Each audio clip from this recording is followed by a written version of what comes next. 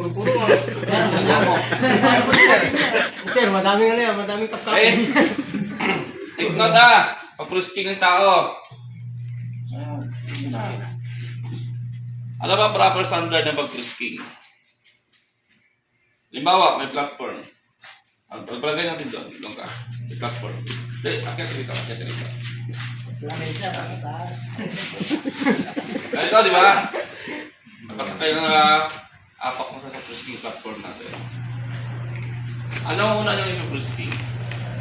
Pinakabisit, pagkandak ng frisking, nakita nyo naka-boots, advice mo, sir, pa-remove ng boots. Remove. Nakapalang yun yan. May bag dala. Nakita nyo may bag. Sir, pasuyo ang bag. Okay? Ang bag. Taga-Italy yan. Ngayon, may bag, may tao, anong unang i-inspeksyon? Bag, sir. Ha? Bag. Bag! Sino nagsabing bag? Ako, sir. Sino nagsabing tao?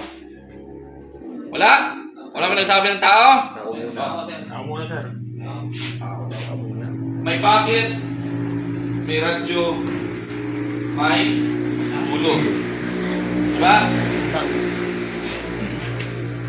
Ang una nyo ipiprisking kung saan yung malapit nyo na area. Bawa yung bag, nakalapag sa mesa. So, habang nagpiprisking kayo ng tao, ito siya yung ano natin. Yung bag kasi secondary yan eh. Posibleng lagyan ng kung anong mga gamit, kung ano ba. So, pagtapos mo ng frisking sa kanya, ito, tampon. Frisking. Sir, pa-open ng packet. Dali lang ba yan? Kadalasan ginagawa ninyo pag mga ganitong sitwasyon. Mali. Huwag na huwag yung gagawin yan. Pag sabi sa'yo, pa-open ng packet, hayaan mo siyang ganun siya magana. Pa may stick, pwedeng gamitin. Huwag kamay, ha? Huwag ang kamay. Yes, sir. Baka mamaya mayroong kubra dito, tuklawin kayo. Huwag na yan. Sir, open the pocket, your bag, buksan. Sir, bulo. Tanong, paano ngayon mag-frisking nyo? Basic lang ang frisking. May hard hat. Akin ang hard hat. Hiram. Suot mo hard hat. Naka-hard hat yan. Pagpatong ng platform. Sir, pa-remove ng hard hat. Yun ang una nyo sasabihin. Pero ang hawak na niya ngayon ng hard hat niya, wala isang hard hat, hindi niya nasasabihin yun. Sir, pa-remove ng hard hat.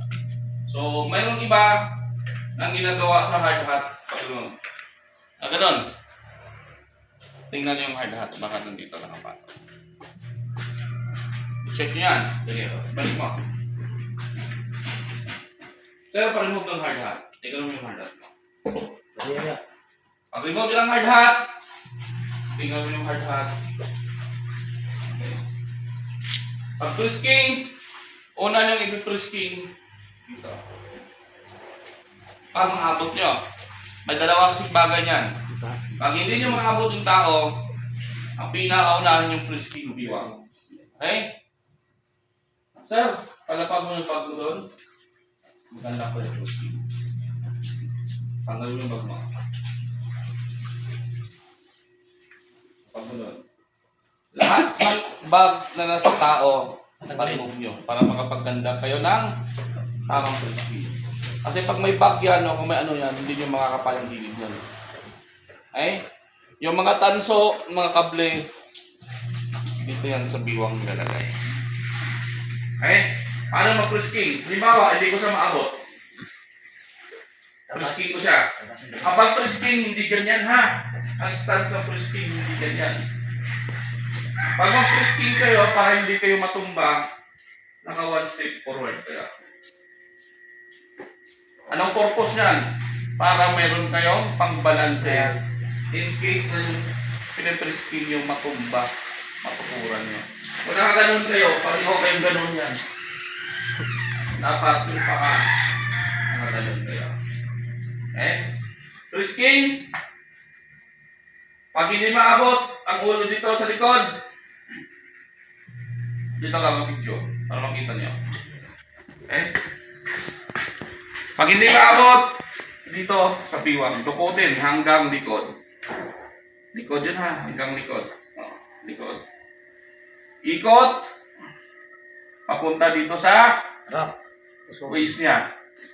Ang sunod niyan, paakyat yung kamay. Papuntang likod. Pagpunta ng likod, ikot dito sa kilikili, akyat sa kamay. Ganon. Pag akyat sa kamay, ang direksyon ng kamay, baba sa bulsa. Okay? Pag baba sa bulsa, 4 na bulsa yung kakapain nyo. 2 sa likod, isa dito, 2 rin dito sa harap, papunta sa baba. Ganon. Hindi kayo gaganon, ha? Para kang susubo dyan. Dapat nakastance kayo, nakabuild yung paa para hindi kayo matumba. Okay? Target ng inspection, biwang, bulsa, paa. Tingnan nyo kung nakaumbok yung medyas. Kasi hindi ko na maparemove yung medyas. Buta lang at saka safety shoe. Pag nakaumbok yung medyas, inspection nyo. Okay, pa-remove nyo kung kailangan. Ang mga portion na pwedeng pagtaguan ng items, balikat. Dito. Pangalawa, dito sa likod. Kaya kung bakit ang frisking pa ganun. Pataas sa likod. Eh kung nakaganyan ka mag-frisking, ang pang-lips to lips na kayo. Pero kung nakastance ka nakaganyan, hindi ka matumba yan. Ikot dito sa biwang, kapa sa bulsa, harap at saka likod.